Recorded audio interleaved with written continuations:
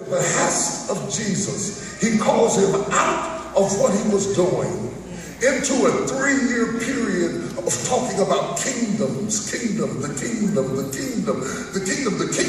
so real. The kingdom became real. It was power. It was power, especially to a people who have been powerless, oppressed by another people to the point that they had lost their way. The very thought of the kingdom coming back and the resurgence of their identity was strong enough and powerful enough that Peter could put his business on hold. How he saw himself went on hold. And he says, I pledge allegiance to this cause. And he starts following Jesus for 3 years. Following Jesus was a sacrifice. It was a reallocation of who he was and took him out of his comfort zone.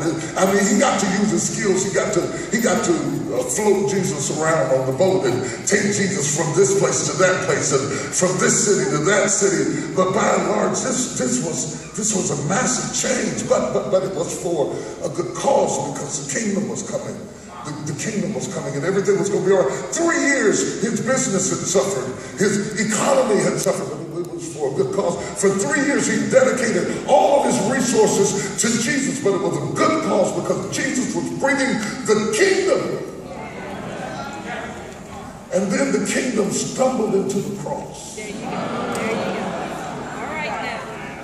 Have you ever had plans of what you thought God was going to do, and you made plans around it, and you made decisions around it, and you said, about 20 I'll be here, or about 30 I'll be here, about 40 I'll be here, and I'll be sitting on the right side, or you'll be sitting on the left side. Who's going to sit on the right? Who's going to sit on the left? And all of a sudden, all of your plans stumble into a cross.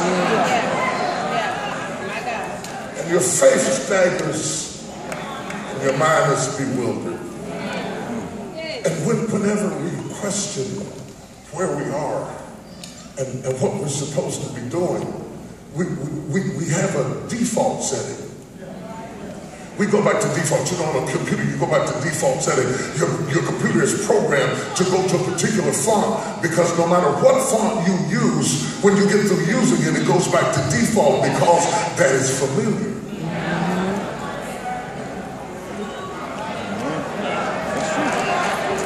What we see tonight is Peter's default setting. And I love this text because all of us have a default setting. Certain things we do when we're under pressure, we're under stress, because it's familiar and it's safe, and we go back to it because it's trusted and we feel good at it. And I know how to do this.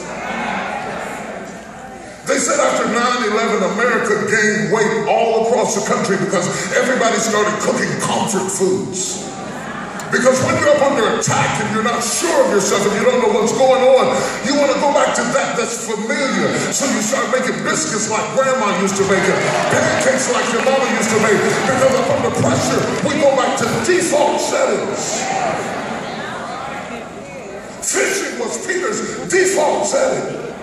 And up under pressure, he says, I go fishing. What is funny to me about it is here comes all the other disciples saying, we going with you? I understand why Peter went. He was a fisherman, but why is the tax collector on the boat? Even in his confusion, Peter is a leader.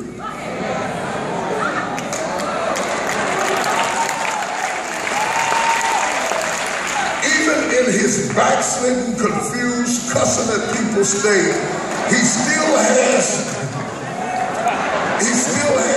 influence to the point that people want to follow him. It could be possible that they see something in Peter that he doesn't see in himself. First read this text years ago, I thought this was about fish, about finding fish. But it's not really about finding fish. It's about finding yourself. All right. It's really about finding purpose. The fish are just an illustration of Peter's frustration to say, in this season of my life, am I who I used to be? Or has something happened over the 3 years that has shut a door on how I define myself? All right. You have gone as far as you can go with what you used before.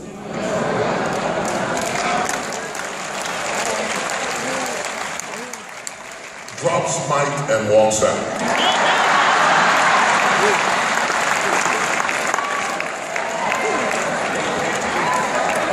People get in transition and they go back to the familiar. They don't understand that you don't use the same tools to harvest with that you did to plant with.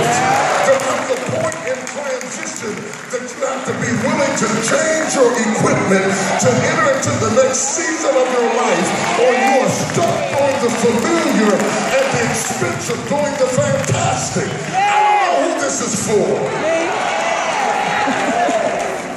That's why I gotta move. We talked about this. But touch your neighbor, I don't know, but touch him and tell him, I feel a shift. You know what I'm talking about? You might ought to rethink this boat thing.